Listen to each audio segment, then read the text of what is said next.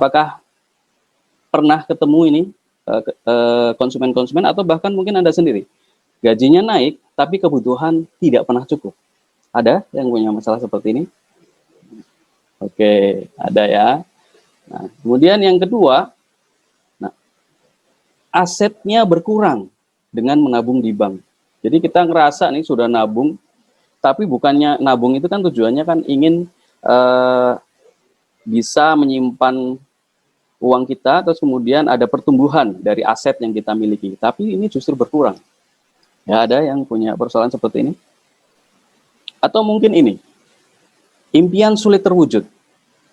Ya, karena harga impian Anda itu semakin mahal. Jadi contohnya misalnya pengen naik haji, terus kemudian kalau tahun ini kan 35 juta ya, tahun kemarin mungkin sekitar 34. Nah itu dari tahun ke tahun itu semakin naik gitu. Jadi ini nabung mau ngejar impiannya mau naik haji, tapi harganya naik terus gitu. Atau bahkan mungkin misalnya punya impian pengen punya rumah, ya pengen punya rumah nabung, ternyata nggak sampai-sampai gitu, karena harganya naik terus. Ada yang seperti ini mungkin? Nah atau bahkan ini nih, ya memiliki sifat konsumtif, boros, sulit nabung, ya. Jadi ternyata ketika gajian itu happy banget, tapi kemudian 5-10 hari kemudian ternyata habis gitu ya, belum waktunya gajian lagi, ternyata karena sifat konsumtif ya, terlalu begitu, apalagi nih sekarang nih 12-12 gitu ya, yang tadinya sebenarnya nggak butuh karena banyak promosi, terus kemudian diskon akhirnya kemudian jadi beli gitu. Atau bahkan mungkin ini, bingung merencanakan masa depan, adalah perhitungan menabung uang di bank vs menabung emas ya. Tadi ada yang pengen tahu mana yang lebih untung nih, nabung uang di bank atau nabung emas. Nah coba kita lihat Bapak Ibu saat ini problem-problem yang terjadi di masyarakat selalu mengandalkan kartu kredit. Ya, barangkali ada di antara teman Anda atau saudara atau relasi yang masih punya persoalan ini. Nah, atau banyak hutang misalnya. Nah, atau ini penghasilan meningkat namun tetap sulit untuk menabung. Ini problem-problem yang terjadi di masyarakat. Nah, ini yang Bapak Ibu yang banyak terjadi di lingkungan kita ya, dampak buruk pinjaman online ya, bikin konsumen trauma hingga ingin bunuh diri gitu ya. Sekarang ini banyak sekali pinjaman online gampang, hanya foto diri pegang KTP, tapi hati-hati ketika bunga riba dari pinjaman ini sangat besar ya, dan ketika Anda meleset nih, nggak on time bayarnya, teman-teman Anda bisa tahu semua kalau Anda punya hutang di situ. Nah, hidup terlalu konsumtif. Nah, ini adalah problem-problem yang terjadi di masyarakat kita saat ini. Nah, selain problem, tentu banyak orang punya impian-impian yang ingin dicapai. Apakah ini diantaranya impian Anda? Haji dan umroh. Siapa teman-teman yang pengen haji dan umroh? Ya, di sini biaya umroh 25 juta, haji reguler itu tahun ini 35,2 juta, dan biaya haji khusus 200 juta. Nah, atau barangkali Bapak Ibu punya impian ini, ya, rumah idaman. Siapa yang punya impian rumah idaman? Ya, barangkali saat ini masih tinggal bersama villa mertua indah, ya, atau masih kontrak barangkali, atau yang rumahnya masih tipe 36 pengen naik jadi 54, yang satu lantai pengen 2 lantai gitu ya. Supaya apa? Supaya rumahnya luas sehingga bisa ngajak anak-anak yatim, bisa ngaji bareng di rumah ya, bisa teman-temannya kalau dari luar kota datang itu bisa kita persilahkan gitu ya di tempat kita. Atau barangkali ini kendaraan ya, kendaraan ini juga sudah bukan barang mewah ya. Ini juga bisa jadi jalan kita untuk membantu misalnya tetangga-tetangga kita ada yang sakit, kita mau jenguk, bisa menjadi sarana kita untuk bersilaturahim ya dengan banyak orang, dengan teman-teman kita, dengan relasi kita. Bapak Ibu, barangkali mungkin Anda tidak mikirin rumah atau mobil, tapi saya yakin ya siapapun Anda yang ada di ruangan Zoom ini pasti ingin ya ketika mungkin hari ini Anda belum beruntung bisa kuliah, tapi saya yakin Anda ingin anak Anda bisa kuliah. Ya. Ya, Anda misalnya belum beruntung kuliah, pasti ingin anaknya bisa lulus S1. Ya, barangkali Anda hari ini sudah lulus S1, saya yakin Anda ingin anak Anda bisa kuliah S2. Demikian seterusnya. Karena sejatinya orang tua bekerja keras tentu ingin anaknya punya kehidupan yang lebih baik. Ya. Setuju, teman-teman? Oke. Nah, Bapak Ibu, kenapa kita tadi punya masalah dan kemudian ada juga impian-impian yang kita ini belum tercapai. Ya. Kuncinya adalah di sini, Bapak Ibu. Ya, solusi finansial. Ya, jadi solusi finansial ini adalah ya, ketika kita punya satu income, ya berapapun itu, maka kita bagi, ya kita anggarkan.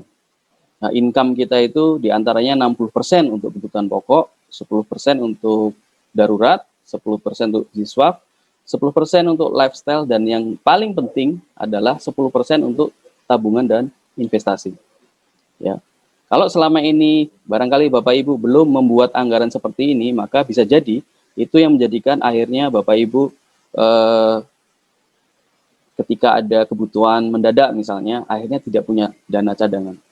Ya, ketika pengen sesuatu, impian, ya, ingin haji misalnya, karena tidak prepare dari awal. Ya. Dan satu tips dari saya ketika masalah ini terjadi, ya pada intinya kuncinya adalah pengeluaran itu tidak boleh lebih besar daripada pemasukan. Ya, tidak boleh lebih besar pasak daripada tiang, kan gitu ya. Nah, ketika pengeluaran itu lebih besar daripada pemasukan, coba dicek lagi ya pengeluarannya itu. Kadang-kadang kita belum bisa membedakan antara yang namanya kebutuhan atau keinginan gitu. Nah, contohnya, misalnya kita pengen sama-sama beli handphone misalnya. Nah, handphone itu kan paling utama fungsinya adalah untuk nelpon, bisa bermedia sosial ya melalui WhatsApp, Instagram, Facebook, YouTube gitu kan. Nah, ketika mungkin ada handphone yang harganya 4 juta atau 5 juta dengan spesifikasi yang ternyata sama dengan handphone yang nilainya 20 juta. Nah, ternyata Anda karena pengen lifestyle ya, namanya gaya hidup, maka Anda lebih memilih handphone yang harganya 20 juta misalnya. Nah, itu bisa dicek lagi. Itu sebenarnya kebutuhan atau keinginan. Ya, semacam itu. Ya, demikian juga dengan contoh-contoh yang lain. Bisa sepatu itu, atau tas mungkin buat ibu-ibu nih. Tas, biasanya tas itu harga 100.000, 250.000 juga udah bagus. Ya, tapi ada juga tas yang harganya mungkin sampai 50 juta, ratusan juta gitu. Nah, sekali lagi dikembalikan lagi. Ketika beli sesuatu itu merupakan kebutuhan atau keinginan. Ya. Kalau keinginan maka nggak ada batasnya itu. Nah, kemudian itu satu tips untuk ketika bagaimana supaya pengeluaran itu tidak lebih besar daripada pemasukan. Nah, kemudian tips yang kedua adalah memperbesar pemasukannya. Ya, jadi kalau hari ini masih punya satu sumber income, maka Bapak Ibu mulai pikirkan ya untuk mempunyai sumber income yang kedua, yang ketiga. Gitu. Sekarang boleh multiple of source income ya, income-nya itu bisa dari 2, 3, atau 4 jalan, atau bahkan lebih. Gitu. Nah, dan di EWA Gold potensi untuk itu ya sebagai member of Gold tentu Bapak Ibu tahu ya bahwa ada potensi-potensi penghasilan tambahan dari menjadi seorang member of Gold. Baik, saya lanjutkan. Nah, kita tadi sudah sepakat bahwa setelah mengatur keuangan, itu 10%-nya adalah untuk tabungan dan investasi. Nah, pertanyaannya kemudian adalah, di mana nabungnya? Nabungnya itu berupa uang, deposito, atau emas. Ya, dan perlu saya ingatkan bahwa nabung itu naruhnya bukan di terakhir, bukan sisa-sisa. Karena biasanya kalau sisa-sisa nggak akan kebagian gitu ya. Nah, jadi nabung itu 10% ambil dulu di awal. ya, ditabung. Nah, baru 90%-nya diatur untuk kebutuhan-kebutuhan sehari-hari lainnya. Nah, lalu nabungnya di mana? Kan gitu. Nah, ini perlu saya sampaikan ya, menurut data statistik Bank Indonesia, ya, inflasi dalam 10 tahun terakhir itu sebesar 5-8% per tahun. Ya, mungkin Bapak Ibu ada yang baru kali pertama mendengarkan tentang inflasi. Ya, inflasi ini dulu juga pertama kali ketika saya dengar inflasi, apa hubungannya sama hidup saya? Nggak ada hubungannya. Nah, ternyata ketika kita mendengarkan ada berita bahwa inflasi itu 5-8% per tahun, maka itu artinya ya harga barang dan jasa naik 5-8% per tahun. Gitu. Seperti apa penjelasannya? Ya, seperti ini sederhananya untuk memahami apa itu inflasi. Ya, jika saya asumsikan bahwa rata-rata inflasi itu 6% per tahun, ya, Bapak Ibu tahu ya gambar ini adalah pizza. Saat ini harganya 100.000, dapat 4 box ya, dijual di pinggir-pinggir jalan. Ya, sekelas bisa perusahaan besar untuk bisa bertahan supaya bisa gaji karyawannya. Mereka harus turun kelas ya, jual bisa jemput bola. Nah, ketika ini harganya 100.000, nah dengan inflasi 6% per tahun, maka harga tahun depan jadi berapa, Bapak Ibu? Ada yang bantu jawab? Jadi tahun ini harganya 100.000, ya, karena inflasi 6% per tahun, maka tahun depan harga bisanya jadi berapa? Oke, 106.000. Nah, jadi 106.000, Bapak Ibu. Terus apa hubungannya, Mas? Nah, bagaimana kalau kita nabung? Nabungnya itu ternyata pertumbuhannya hanya 1%. Ya, ketika kita punya uang 100.000, kemudian kita tabung, dan ternyata pertumbuhannya itu hanya 1%. Nah, maka tahun depan duit tabungannya jadi berapa? Jadi 101.000. Artinya uang kita tahun depan, maka tidak akan mampu untuk membeli pizza yang harganya 106.000. Karena tabungan kita, pertumbuhannya itu di bawah rata-rata inflasi.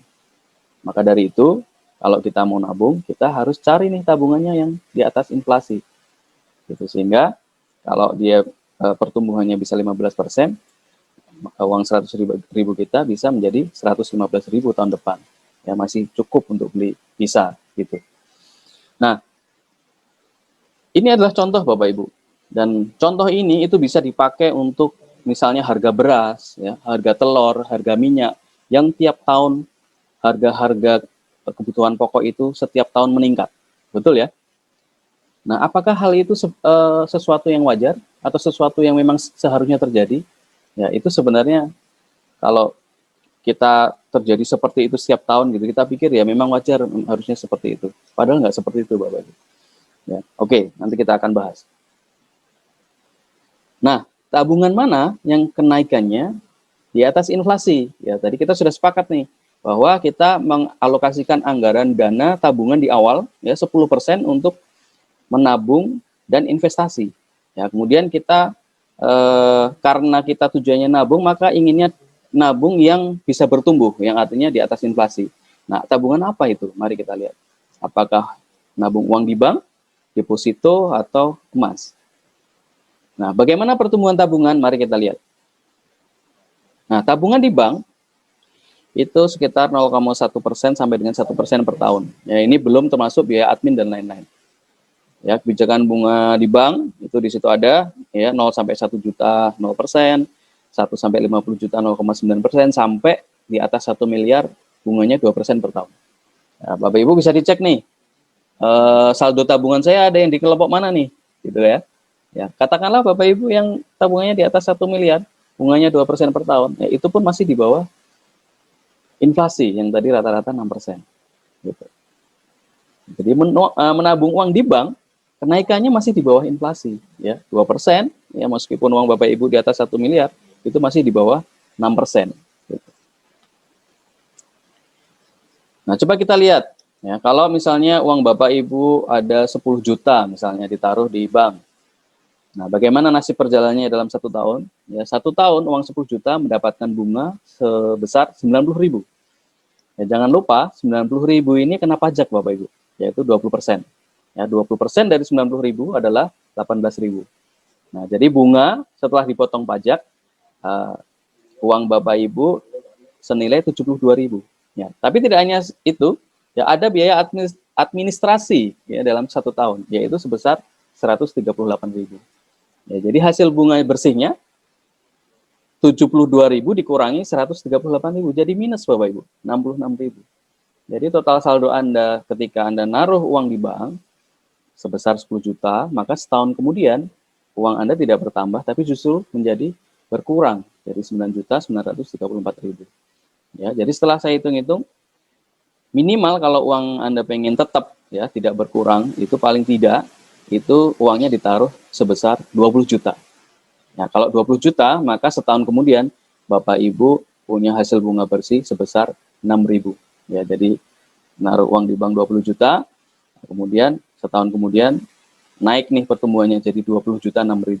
6.000 nunggu 1 tahun. Ya, kalau Bang Indra di Pagar Alam bisa beli apa ya 6.000 ya? Ada teman-teman di kota lain 6.000 rupiah ini nunggu 1 tahun bisa buat beli apa ya? Mungkin gorengan gitu ya. Seperti itu Bapak Ibu, nasib uang kita kalau ditaruh di rekening bank. Nah, artinya apa? Jika menabungnya dengan metode konvensional, maka Anda tidak menjadi tambah kaya, tapi malah menjadi semakin miskin. Ya, karena uangnya terus berkurang, kena pajak, kena bunga setelah pajak, ya, kena biaya administrasi dalam 1 tahun, ya seperti itu. Nah, gimana kalau deposito? Yuk kita lihat. Nah, ini adalah kisahnya Pak Ruli Kustandar, di mana di tahun 2007, Pak Ruli Kustandar punya uang 1 miliar. Ya, Bapak Ibu, tahun 2007 punya duit 1 miliar. Ini orang kaya, apa kaya banget Bapak Ibu. Ya, miliarder ya di tahun 2007. Kemudian beliau depositokan uangnya 1 miliar. Ya, depositokan di bank. Ya, di mana tahun itu bunganya adalah 10% per tahun dan bunga berbunga atau rollover. Ya, maka di tahun 2012, 5 tahun kemudian, ya, uang beliau menjadi 1,64 miliar. Ya. Apakah ini untung? Dari 1 miliar menjadi 1,64 miliar? Nah, bagaimana kalau tahun 2007 uang 1 miliarnya itu dibelikan emas? Ternyata 1 miliar di tahun 2007 kalau dibelikan emas, Bapak Ibu dapat 5 kilogram Bapak Ibu. Ya, 5 kilogram, ya, bukan gram lagi ya, bukan 0,1 gram, 1 gram, ini 5 kilo. Nah, 5 kilo itu dalam 5 tahun kemudian di tahun 2012, maka uang 1 miliar itu setara dengan 2,75 miliar. Ya, artinya apa? Akan hilang 1 miliar. Ya, ada potensi kehilangan 1 miliar, Bapak Ibu. Nah, Bapak Ibu bisa bayangkan, ya, uang 1 miliar itu kalau buat berangkat umroh tadi, bisa untuk berangkat berapa orang? Ya mungkin satu kampung bisa diajakin umroh bareng ya Bapak Ibu. Atau mungkin bisa beli rumah nih 1 miliar. Atau beli mobil bisa untuk berapa unit ya uang ini. Nah ini tadi bunga depositonya masih 10% ya. Bahkan pada 2020 ini bunga deposito itu antara 5 sampai 5,5%. Ya, artinya nilai uangnya, pertumbuhannya bisa semakin turun lagi. Nah, Bapak Ibu, sedangkan emas murni pertumbuhannya adalah rata-rata 15 sampai 40% per tahun. Kita lihat. Nah, ini adalah grafik harga emas 10 tahun terakhir. Ya, dari grafik ini kita bisa melihat bahwa harga emas itu cenderung naik. Ya, ada sempat turunnya tapi naik lagi. Nah, sebenarnya grafik normal kenaikan harga emas itu bisa kita lihat di periode tahun 2014 ya sampai dengan periode awal-awal 2019. Nah, grafik normalnya saja kenaikan harga emas itu setidaknya itu 15% ya menurut data histori yang ada. Nah, saat ini kondisi saat COVID pandemi ini di tahun 2019-2020 ini adalah grafik anomali emas. Ya, justru ketika ada COVID, ketika ada ketidakstabilan ekonomi, ada persoalan politik dunia, harga emas justru semakin naik. Gitu. Nilainya bisa sampai 40% dalam 1 tahun. Itu artinya angka 15 sampai 40% per tahun ini adalah lebih tinggi daripada inflasi. Ya, gitu ya Bapak Ibu. Mindsetnya kita adalah nabung, dan nabungnya ini adalah untuk jangka panjang, sehingga ketika kita memutuskan untuk nabung adalah tidak untuk dijual dalam waktu dekat. Ya, jadi ketika kita beli emas 2 minggu kemudian dijual, bukan seperti itu Bapak Ibu.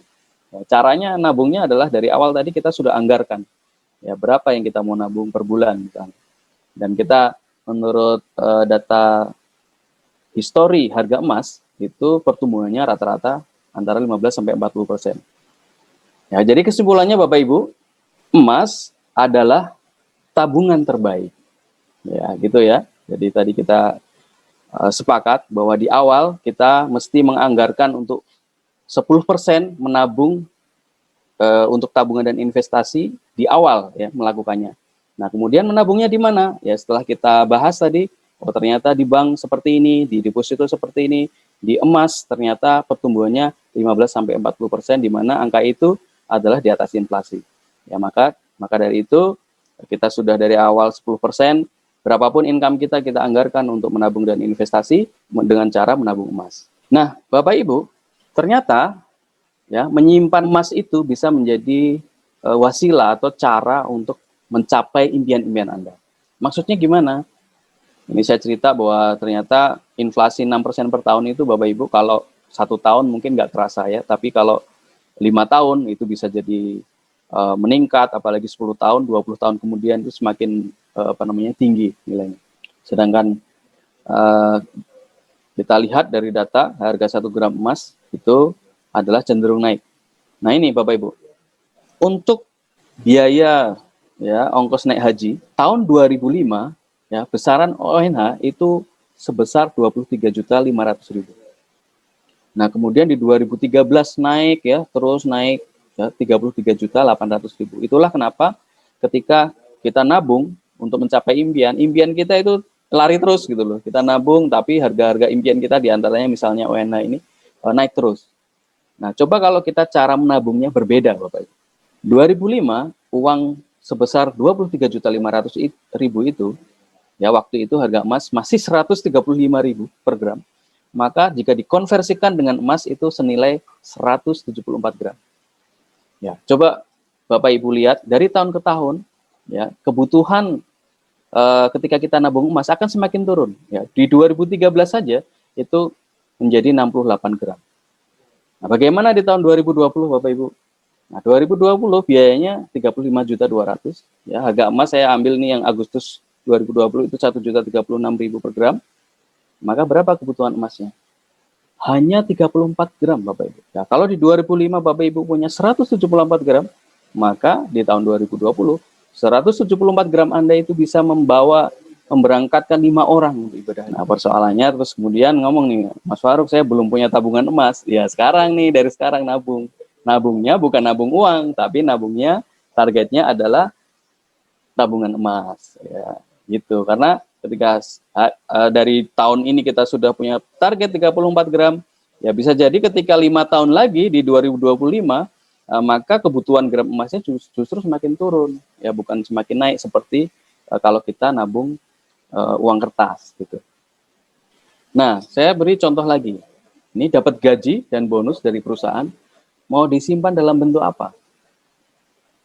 Nah, ini ada 2 orang, sama-sama bulan April 2017, ya punya gaji dan bonus sebesar 15 juta. Ya, kedua-duanya punya impian untuk umroh, ya tapi tidak ingin berangkat hari itu juga. Yang satu ditaruh di bank, uangnya itu, ya. Yang A katakanlah nabungnya di bank, yang B nabungnya dibelikan emas. Ya, maka uangnya dibelikan emas, saat itu harganya 591.000 per gram, maka dia pegang emas sebesar 26,7 gram. Di bulan Agustus, harga emas sudah 1.050.000 per gram. Yang nabungnya di bank, uang 15 jutanya di tahun 2017 itu, ya tadi masih ingat ya, antara 10 di bawah 20 juta, maka ketika kita taruh uang itu di bank, maka uang kita akan berkurang. Nah, ternyata uangnya berkurang jadi 14,9 juta Bapak Ibu.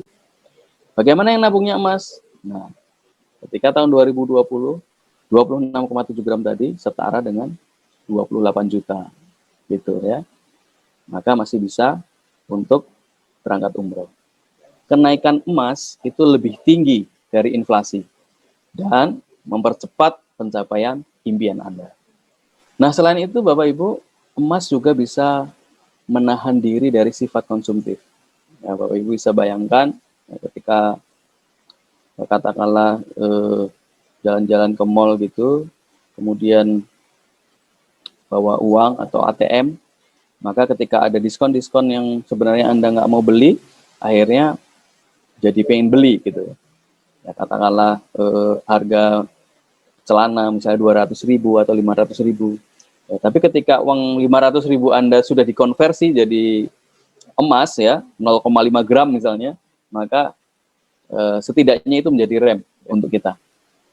Ya, jadi dengan simpan emas tidak mudah lagi transaksi menggunakan emas. Ya. Bayangkan kalau kita bawa 5 gram gitu ke mall kan nggak bisa juga ya, langsung buat ini saya mau beli pakai 5 gram gitu. Nah, kemudian ini tabel perbandingan menabung uang di bank dan emas. Ya, kalau menabung di bank maka terdampak inflasi dan dana sulit berkembang. Nah, kemudian kalau simpannya emas adalah anti inflasi dan nilainya cenderung naik setiap tahunnya. Tadi sudah saya perlihatkan bahwa tabel histori harga emas itu harga cenderung naik. Nah, kalau di bank bunga tabungannya rendah, udah rendah, riba lagi gitu ya. Kalau emas adalah anti riba. Kemudian tabung di bank dikenakan biaya admin, tadi bahkan biaya adminnya bisa malah mengurangi uang kita. Nah, kalau di nyimpan emas, ya nyimpan emas 1 gram, 2 gram, itu kan nggak kelihatan ya, 5 gram nggak kelihatan, jadi nggak perlu biaya penyimpanan. Ya, dikenakan, kalau di bank dikenakan biaya pajak setiap bulan, kalau nyimpan emas nggak kena pajak setiap bulan. Nah, kemudian di bank itu ada limitasi dan aturan bank. Ya, Bapak Ibu masih ingat ketika ngambil uang di ATM 50 ribuan, ya paling tidak maksimal setidaknya 1.250.000 satu kali tarik. Maka kalau 100 ribuan maksimal 2,5 juta misalnya gitu. Atau misalnya transfer sesama bank maksimal bisa 10 juta misalnya. Kalau antar bank maksimal 5 juta misalnya, tergantung jenis kartunya. Nah, jadi ada limitasi-limitasi atau aturan bank. Nah, kemudian kalau emas, maka Anda sendiri sebagai pengelolanya gitu. Nah, kemudian di bank juga ada kemungkinan ada gangguan sistem, ya, di mana uang nggak bisa ditarik, ada potensi hilang dan sebagainya. Nah, kalau emas mudah banget dicairkan atau liquid. Bapak Ibu bisa lihat ini ada satu video contoh kasus.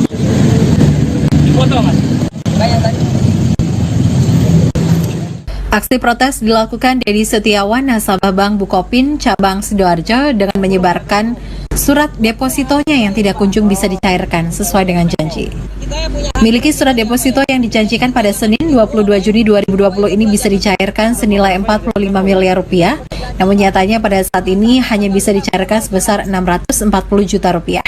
Nasabah bank yang memiliki total deposit kurang lebih 75 miliar rupiah ini mengaku kecewa atas apa yang telah dijanjikan pihak bank. Dedi Setiawan, nasabah bank ini bahkan tidak habis pikir telah memiliki fasilitas breakable atau uang deposito bisa diambil sewaktu-waktu. Pihak bank tidak bisa memberikan jaminan uang depositonya bisa dicairkan kapan. Memberikan uang yang tidak bisa sejak tanggal 9 atau tanggal 8 dan ditunda-tunda. Hanya dijanjikan. Sedangkan dijanjikan terakhir itu setelah RUPS. RUPS sudah terlaksana tapi kenyataannya sekarang berjanji pun tidak bisa. Apalagi mencairkan. Saat ini belum cair ya? Belum. Jumlahnya ke 73 something. 73 miliar, hampir 74. Kalau dari tanggal 8 itu ada 90 sekian. Mereka ulur, saya setuju. Nanti Pak, Bapak kalau mau narik setelah RUPS. Ternyata setelah RUPS jawabannya nggak bisa. Tanggal 18 RUPS. Itu makanya jangan janji, maksud saya gitu loh. Pejabatnya mana diminta janji lagi, pejabatnya katanya dia tidak bisa memberikan janji. Tidak hanya Dedi, uang milik nasabah lainnya yang akan mengambil dana pensiun untuk saat ini juga tidak bisa ditarik. Ini warga Tulangan yang akan mengambil uang pensiunnya terpaksa harus gigit jari karena uang pensiun yang seharusnya akan dibuat untuk membeli obat belum bisa ditarik. Mau ngambil pensiun, Mas, tapi nggak bisa. Sejak kapan Nggak Ibu? ada dana katanya. Itu disemayani besok, insya Allah, tapi Bulan sebelumnya bisa? bulan kemarin bisa. Bulan ini? Dan ngambil di ATM diblokir semua. Tapi bulan Nggak ini bisa, padahal saya untuk beli obat. Udah tua itu ya. Linu-linu ya, emak. dijanjikan seperti apa Bu? Besok gitu ya? Dijanjikan besok insya Allah, tapi nggak tahu kepastiannya kapan. Oh belum ada kepastian? Belum ada. Sementara itu, mencoba untuk mengkonfirmasi atas banyaknya nasabah yang tidak bisa menarik uang tabungan, bahkan depositonya miliknya sendiri, pihak bank tetap tidak bisa dimintai komentar ihwal permasalahan tersebut. Karena nggak ada statement dari pihak iya. bank, iya. Soalnya saya sudah konfirmasi dia nggak mau. Iya, atas. Berarti saya nggak salah ya? Iya. Ya, seperti itu Bapak Ibu. Bahwa ternyata kalau barangkali Bapak Ibu atau konsumen kita berpikir bahwa nabung di deposito itu pasti aman barangkali, dan ternyata belum tentu juga gitu. Ya. Nah, terus kemudian pertanyaannya, bagaimana cara agar dapat kita itu bisa dapat terhindar dari jebakan inflasi ya, dan mendapatkan semua manfaat emas. Maka yang pertama adalah, ya Bapak Ibu masih ingat ya tabel tadi, kita membuat alokasi dana ideal. Ya, berapapun income yang Bapak Ibu dapatkan, maka ketika akan mengatur pengeluaran, Bapak Ibu bikin tuh anggaran-anggaran, ya 60% untuk biaya hidup misalnya, itu diantaranya untuk bayar air, bayar listrik, ya mungkin bayar biaya pendidikan anak dan lain-lain. Ya, karena ketika kita sudah anggarkan, maka kita bisa kendalikan, kelola dengan baik ya, uang yang kita dapatkan. Nah, kemudian tadi saya juga sarankan ketika ternyata pengeluarannya tetap besar, ya salah satu solusinya adalah kemudian income-nya harus ditambah, ya, tidak hanya dari satu sumber, bisa dari 2-3 sumber, termasuk diantaranya salah satunya dari bisnis gold ini. Kemudian yang kedua, ya kita mulai punya mindset itu menetapkan impian yang dihitung dengan emas. Ya, Bapak Ibu pengen berangkat haji atau umroh, maka ngitungnya dengan berapa gram butuhnya. Mungkin kita pengen sesuatu, misalnya bisa aja beli laptop atau handphone atau kebutuhan-kebutuhan yang lainnya, atau bahkan untuk beli mobil atau rumah misalnya. Nah, dan yang ketiga, ya, konversikan simpanan jangka panjang Anda menjadi emas. Ya, jangan sampai tadi seperti Pak Ruli Kusnandar ketika 2007 punya 1 miliar, kemudian 5 tahun kemudian 2012 ternyata pertumbuhan uangnya itu 1,65 miliar, tapi ternyata ketika di-compare dengan emas, itu emas jauh lebih baik ya pertumbuhannya. Bapak Ibu, simpanlah uang di bank ya secukupnya untuk operasional hidup. Selebihnya konversikan dengan emas. Ya, maka aset Anda akan terjaga dan impian Anda akan lebih mudah dan cepat tercapai. Demikian dari saya. Terima kasih, sampai jumpa di pertemuan selanjutnya. Assalamualaikum warahmatullahi wabarakatuh.